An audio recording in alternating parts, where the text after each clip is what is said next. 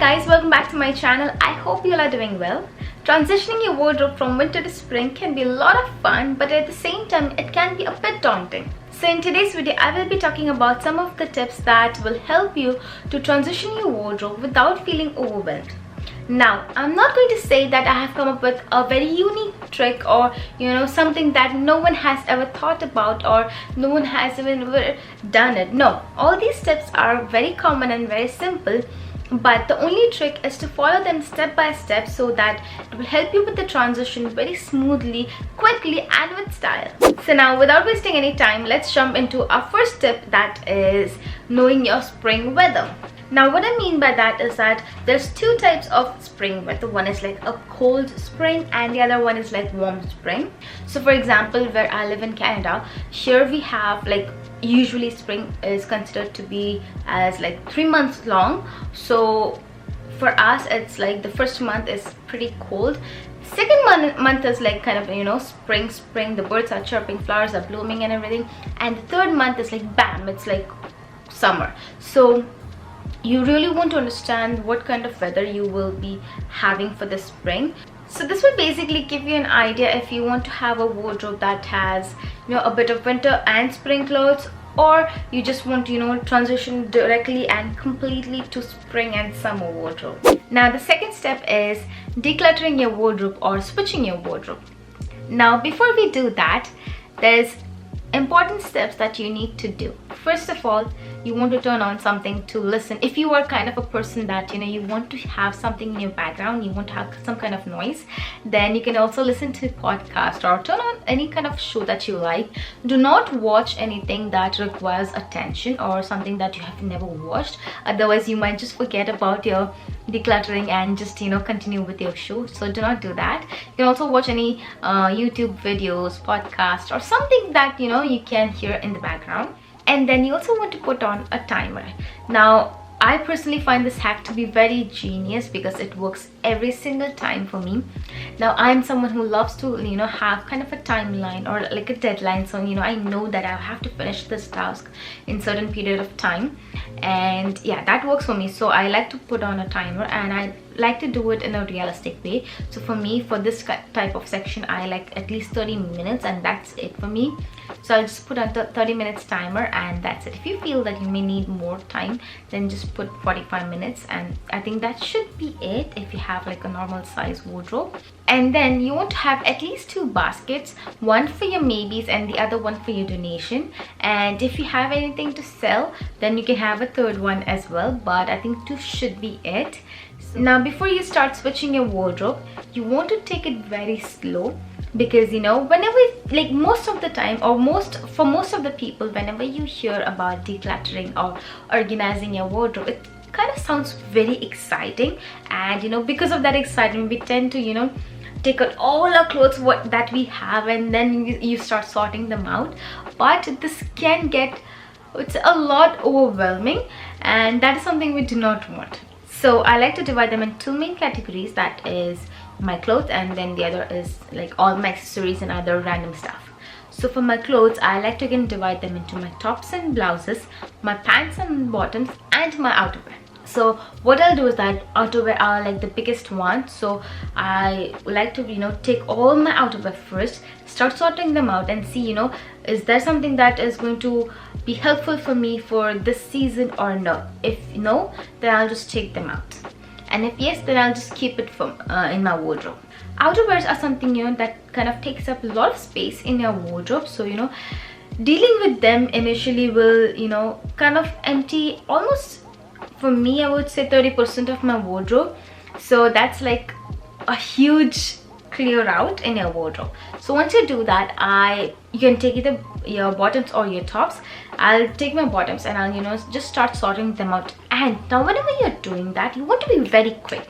I do not want you to waste time, be like, oh, I'm not sure if this may work, this may not work. No, see, okay, this is the thing, is it going to work? No. Okay, no.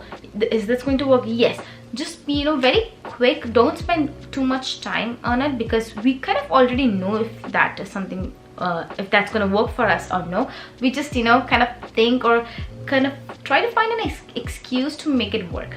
And if in any case you are not quite sure if you want to have this in your spring wardrobe or no, you can just put them in your maybes pile. That is what I like to do. I'll just put them in my maybes pile. I'll deal with them later on. Once you clear them out, just fold them up and arrange them. I'm not saying that fold them very organized way, but just fold them and put them on one side of the bed, and then get rid of the ones that you do not need until next week. Once you do that, take your next one, for I would say like your tops, and do the exact same thing. Now for me, I would say I won't be getting rid of a lot of my tops because most of them are knitwears.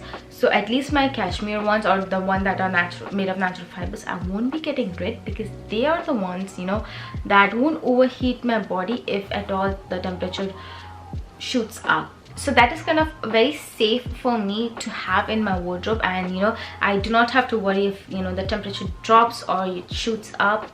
I can make them work. But for the other ones that are kind of knitwears, are kind of very heavy, I'll just get rid of them because you won't be needing them for the spring weather as well. And also, whenever you're clearing your wardrobe or switching your wardrobe, you kind of have a couple of items that you want to buy for your upcoming season. So I would say just take a notepad and just write it down blindly. You do not have to think about what exact item you want. You just want to have, for example, a linen pant or a white linen pant or a black pant or something, a cropped pant, anything, but don't be extremely specific. We'll go with the specific in the later on, but just write it down so that you do not miss it. Now once you're done sorting out all the clothes, take all the clothes that you won't be needing until next winter, put them aside, and wash them if you need to. I will link one of the videos that I have posted earlier on of how to take care of your winter clothes properly, so this will be very helpful for you. So watch them after you're done with this one. And then take away your donation pile as well and put them in another room. Just make sure that you do not have any extra clothes lying around in this room, otherwise it might make you feel overwhelmed, which is something we do not want. That is kind of an unnecessary thing. So now is the time when you bring all your spring summer wardrobe and you do the exact same thing.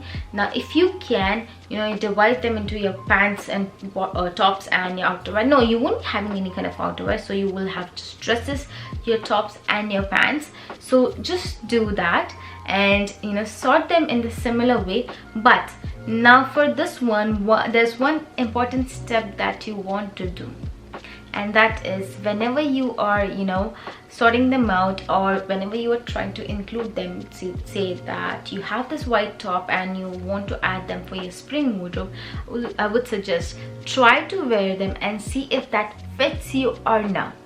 Because what happens is that we have this clothes, or this type of clothes have been into the storage for a good few months, and there is a high possibility that there might be changes in our weight. You might have lost weight, you might have gained weight, whatever is your situation. You just want to make sure that a particular item fits before you put them in your wardrobe as a collection, because if it doesn't fit you, then there's no point in keeping them in your wardrobe. So make sure that you try every single one of them before you put them. And also, while sorting your spring summer wardrobe, make sure that if you have anything in your wish list, just note it down in the same notepad or in the same place where you were noting down before. Have a specific page just dedicated to that, so that you don't miss anything. And once you do that, again, guess what? You are almost 80% done. Next, you will be doing similar things with your accessories, such as footwear and jewelry. Now when it comes to footwear, depending on your collection, you may or may not have to divide them into different categories in order to sort them out. So for me, I do not have a huge collection, so I'll just put away all the shoes and boots that I do not require for my upcoming season and just store them away. Clean them and then store, just do not store them blindly, especially if you have boots that you were wearing in the snow, because you do have to make sure that you remove all the salt stain and everything out, and then you store them. And once you do that, bring out all your spring summer footwears, especially your loafers and ballerinas, because these are something that even if the weather gets a bit chilly, you can still wear them, as they won't be as freezing as the other open toe footwears. Now once you're done with switching your wardrobe, you now have a very clear view of what are the items that you have, what are the items that you own and fits you, and what are the items that you do not have and you still need them in your wardrobe. So now take your wish list, go through all the items that you have and see if there's anything that you actually do not need or you already have it in your wardrobe. And also take a look at the items that you actually need and it's kind of an essential for your upcoming season. Now before you buy any item from your wish list, you want to make sure that that particular item is kind of a good fit in your wardrobe or in your lifestyle, because you do not want to buy an item that may end up just staying in your wardrobe, rent free, without doing anything, without serving any purpose, and just taking up your space, because you're spending money. So you want to make sure that you are getting proper use out of your new item. And also one important thing to keep in mind is that if you are buying anything new right now, you want to have that item to be useful for at least next 1 or 2 seasons. It won't be something that may work only for winter, because winter is done, hopefully, but winter is almost done, so you do not want to have an item that may only work for winter. So now start thinking about spring, summer. Also one more thing, if you're kind of stuck or need more outfit inspiration, you can always go to Pinterest or Instagram or any other social media platform that gives you outfit inspiration or styling videos. Just watch them, go through all the images and everything, take a screenshot, save them, and this way you get more idea about how to style your existing wardrobe and also your items that you have in your wish list, so that whenever you buy, you know how to style them and get much use out of it. And one more thing to keep in mind is that if you are planning to change your lifestyle or change your wardrobe, or change your in general overall fashion style, do it slowly. Don't just be like go and buy a lot of items and just change your style overnight, because you do not want to do that. Buy 1 or 2 items and see how that fits in your lifestyle, and if that works, then you can go and buy more stuff. So yes, this is it. These were the 8 tips that will help you to transition your wardrobe very smoothly, quickly, without feeling overwhelmed for the spring season. And if you did enjoy this video, then to hit the like button and subscribe to my channel if you haven't already. And I will see you in my next one. Bye bye.